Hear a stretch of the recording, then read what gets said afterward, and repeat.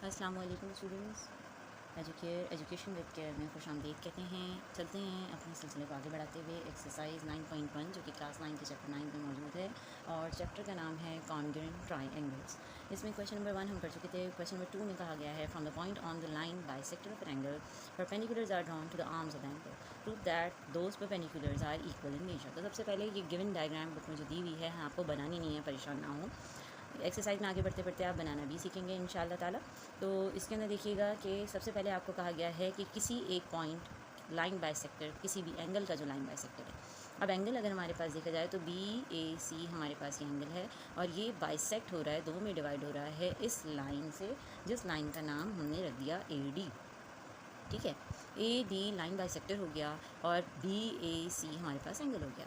दूसरी बात इन्होंने जो कही from the point on the line bisector, तो ये जो लाइन बाइसेक्टर थी इस पर हमने पॉइंट ले लिया। Perpendiculars are drawn to the arms of angle. Perpendiculars क्या होते हैं? परपेंडिकुलर्स का मतलब है वहाँ जहाँ 90 डिग्री बन रहे हों। तो हमने आर्म ऑफ एंगल, एक आर्म ए बी है और एक आर्म ए सी है, तो इस पॉइंट से हमने इस तरह से लाइन बनाई कि ये आर्म ऑफ एंगल पर 90 डिग्री दे रहा है। जैसे कि 90 का मेजरमेंट यहाँ पे दिया हुआ भी है बुक में आपकी, जिससे हमें पता चल रहा है कि 90 हमारी इस लाइन पे बन रहा है और 90 हमारी इस लाइन पे बन रहा है। तो इन्होंने कहा कि prove that the perpendiculars are equal in measure. और परपेंडिकुलर्स क्या हैं? परपेंडिकुलर्स हैं पी क्यू और पी आर। तो यहाँ से हम अपने सोल्यूशन का स्टार्ट लेते हैं मिलकर। आइए, सवाल आपको मैंने समझा दिया, डायग्राम जो गिवन थी उसमें पॉइंट्स बता दिए। तो सोल्यूशन में सबसे पहली जो हमारी हेडिंग होगी वो होगी हमारी गिवन की। जैसे कि मैंने आपको बताया है कि आपने दो कलर एग्जाम में यूज़ करने हैं, कोशिश करनी है ताकि कम से कम वक्त ज़ाया हो, एक ब्लैक और एक ब्लू। ब्लैक से आप डालिए हेडिंग और ब्लू का इस्तेमाल कीजिए। तो सबसे पहले हमारे पास गिवन क्या है? According to the question given हमारे पास एक बाइसेक्टर है जो कि लाइन बाइसेक्टर है और एक एंगल का बाइसेक्टर है। अब नाम हमने अपनी मर्जी से दिए, ये क्वेश्चन में दिए हुए नहीं थे, तो हमने यहाँ पे क्योंकि लाइन बाइसेक्टर का नाम दिया है ए डी, तो हमने कहा A D is the line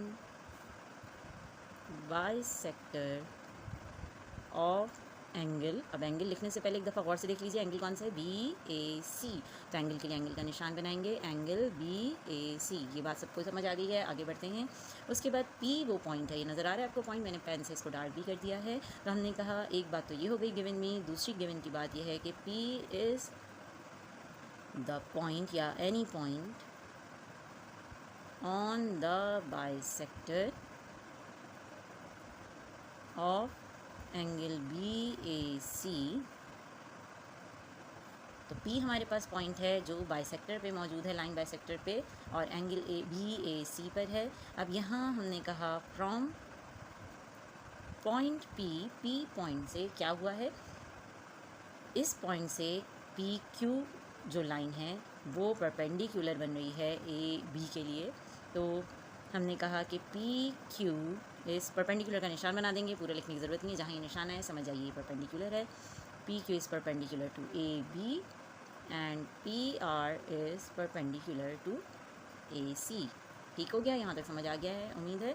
आगे चलते हैं। अब हमें इसे प्रूफ क्या करना है, तो हमने हेडिंग डाली टू प्रूफ की।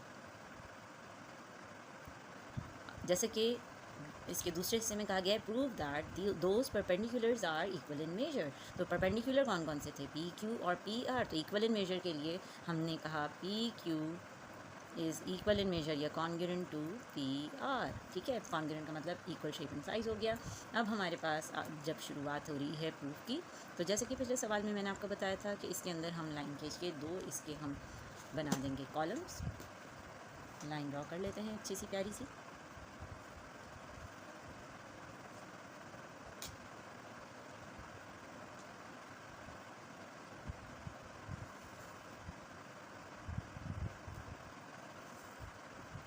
अच्छा, बहुत से टीचर्स को मैंने देखा बेटा कि ये सॉल्व करने के बाद सिर्फ लिखा हुआ होता है और उसको आपको पॉइंट आउट करके समझा रहे होते हैं। मेरी कोशिश होती है कि मैं आपको सामने ही सामने वर्ड टू वर्ड सॉल्व करके चीज़ें दिखाऊं।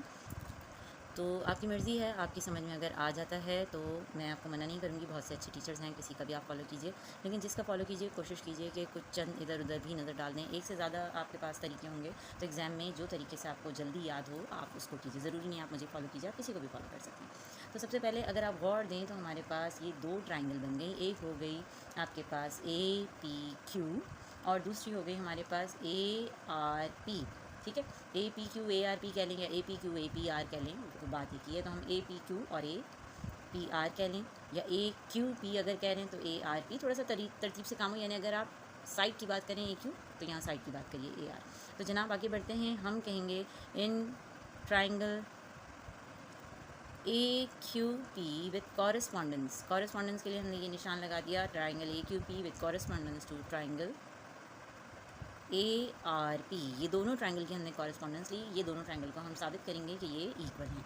तो सबसे पहले तो हमने कहा पहली चीज़ A P is equal to A P, और ये हमें पता है ए पी तो एक ही लाइन है, तो इसका मतलब है ये कॉमन आर्म है, तो हमने यहाँ रीज़न लिख दिया common arm. Okay, is it clear? आगे चलते हैं जनाब। सेकेंड पॉइंट हमारा कहता है कि ये जो एंगल है एंगल ए क्यू पी और दूसरा एंगल ए आर पी, ये हमारे पास 90 डिग्री हैं, यानी कि बराबर है, राइट एंगल है। तो हमने कहा angle A Q P is equal to angle A R P, और इसका रीज़न भी हमने सेकंड वाले का रीज़न दे दिया कि ये राइट एंगल्स हैं, और ये बात हमें गिवन में दी हुई थी परपेंडिकुलर की, राइट। तो हम यहाँ पे गिवन भी लिख सकते हैं, या इसके आगे गिवन लिख दीजिए कि आपको ये सवाल अच्छे से समझ आया था, आपने अच्छे से ही किया है। तीसरी चीज़ जो यहाँ पे आपको नज़र आ रही है बाइसेक्टर है।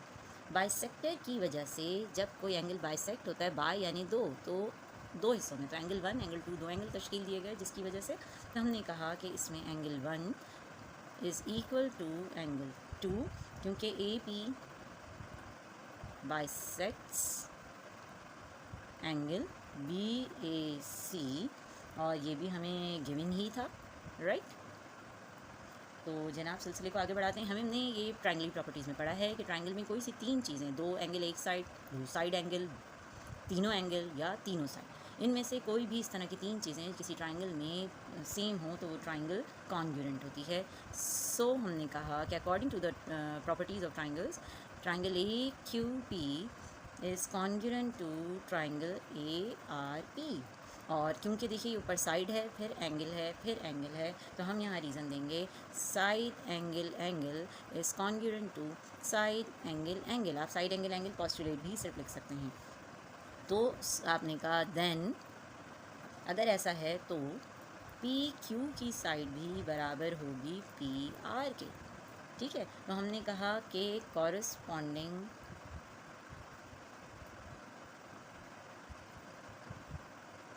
साइड्स, बस आगे कर देती हूँ, corresponding sides of congruent triangles, और आखिर में वही क्यू ई डी। जनाब मिलते हैं नेक्स्ट सवाल में, अपना बहुत ख्याल रखिएगा। उम्मीद आपको समझ आ गया होगा, आ गया है समझ तो अच्छी बात है, प्रैक्टिस कीजिए और दूसरों को भी शेयर कीजिए और सदका जारिया का हिस्सा बनिए। अपना बहुत ख्याल रखिएगा, इस दुआ के साथ कि अल्लाह पाक आपको बेहतरीन कामयाबी अता फरमाए। आमीन सुमा आमीन। अल्लाह हाफ़िज़।